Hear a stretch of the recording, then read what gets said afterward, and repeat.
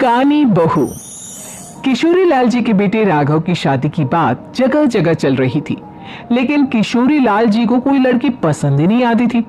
और उसकी एक ही वजह थी, किशोरी लाल जी का लालची होना। उनको लड़की वालों से मोटा दहेज चाहिए था और इसी चक्कर में एक दिन वो एक बहुत पैसे वाले के घर अपने बेटे का रिश्ता लेकर पहुंचे। उस आदमी का नाम था ओम प्रकाश। देखिए किशोरी लाल जी, मेरी एक ही बेटी है और मेरी सारी संपत्ति जायदाद सब कुछ मेरी बेटी नैना का ही है। पापा, नाम से लगता है बहुत खूबसूरत होगी। कितना अच्छा नाम है ना, नैना। वैसे बात तो सही है आपकी। अब इतना पैसा है, जमीन जायदाद है, इकलौती बेटी, आप भी क्या करेंगे, सब कुछ उसे ही देंगे ना। बिल्कुल ठीक पहचाना आपने। बस बेटी की शादी और सारी जायदाद उसके नाम। पापा, बिना देखे हाँ कर दीजिए ना। इतना अच्छा रिश्ता फिर कहाँ मिलेगा, माला माल हो जाएंगे हम। मैं अपनी बेटी को बुलाता हूँ।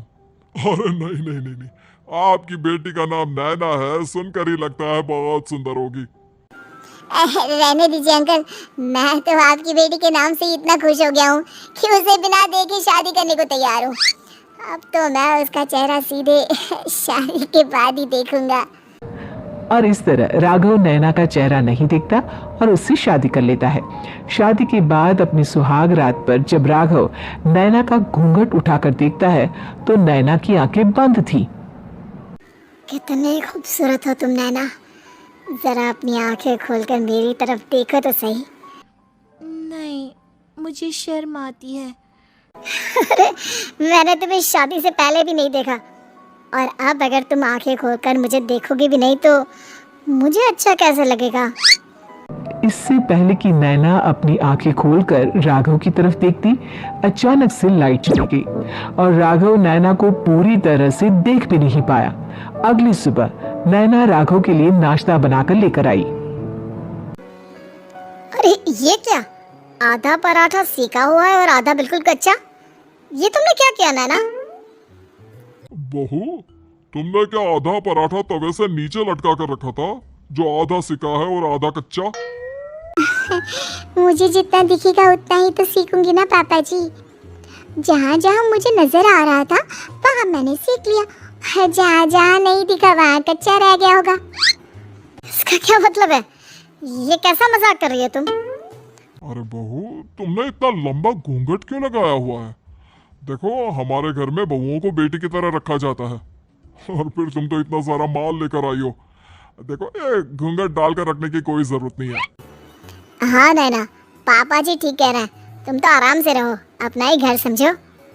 नैना अचानक से अपना घूंघट उठा लेती है। ये क्या पापा, नैना की तो एक आंख फूटी हुई है। नाम से नैना, लेकिन ये तो कानी बहू निकली। मेरे साथ धोखा हुआ है, धोखा। बिना दिखाए अपनी कानी लड़की मेरे संग ब्याह दी। मुझे कानी बीवी नहीं चाहिए। मुझे अभी ओम प्रकाश जी से बात करनी पड़ेगी। आखिर उन्होंने मेरे साथ ऐसा किया क्यों? अरे, आप लोगों ने ही तो पापा से कहा था कि आप लोग शादी से पहले मुझे देखना नहीं चाहते। अब मेरे पापा पर क्यों इल्जाम लगा रहे हैं? अरे लेकिन उन्हें बताना तो चाहिए था ना कि तुम कानी हो, एक आंख से तुम्हें दिखाई नहीं देता। किशोरी लाल और राघव नाराज होकर ओम प्रकाश को अपने घर बुलाते हैं। पापा जी, ये आपने क्या किया? शादी से पहले बताया क्यों नहीं कि नैना की आंखों में परेशानी है? अरे आप ही ने तो लड़की देखने से मना कर दिया था। अरे लेकिन आप बता तो सकते थे।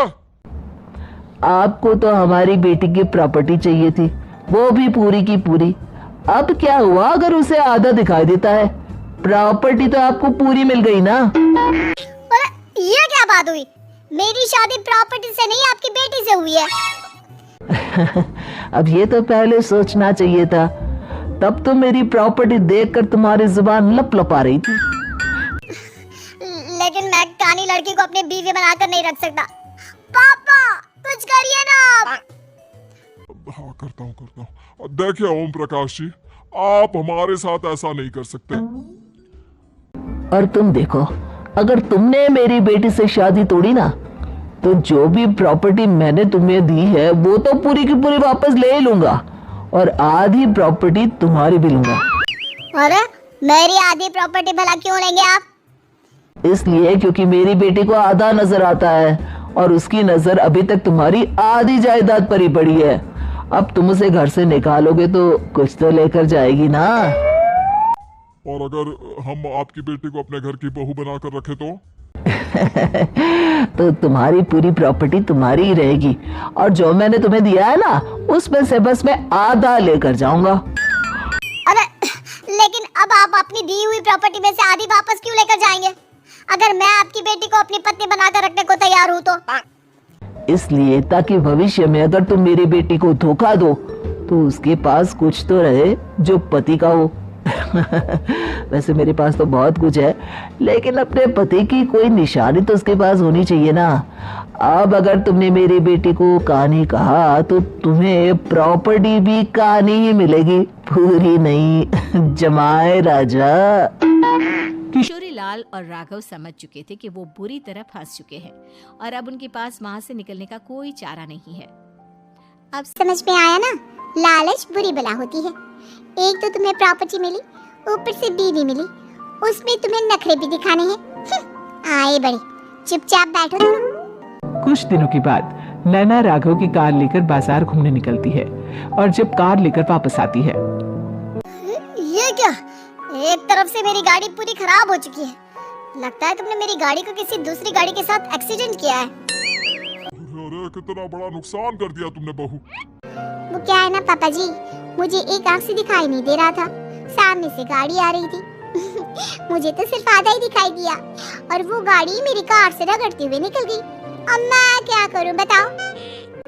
आप इसे ठीक कराने के पैसे कौन देगा? तुम्हारे पापा? तुमने मुझसे इस तरह से बात की? अभी रुको। नैना राघव की शिकायत ओम प्रकाश को कर देती है। देखो राघव, अब जो मेरी आधी प्रॉपर्टी तुम्हारे पास थी ना, उसमें से आधी और मैं लेकर जाऊंगा, क्योंकि तुमने मेरी बेटी को डांटा। अरे नहीं पापा जी, गलती हो गई, माफ कर दो।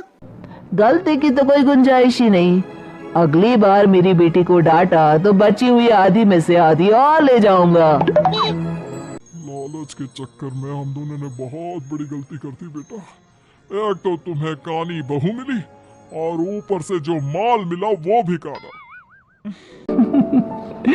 इस तरह राघव की हर एक गलती पर ओम प्रकाश उसकी प्रॉपर्टी का आधा आधा हिस्सा लेकर अपना सारा माल वापस ले गया, और राघव को कानी बीवी से काम चलाना पड़ा। भाई लालच वाकई में बुरी बला है।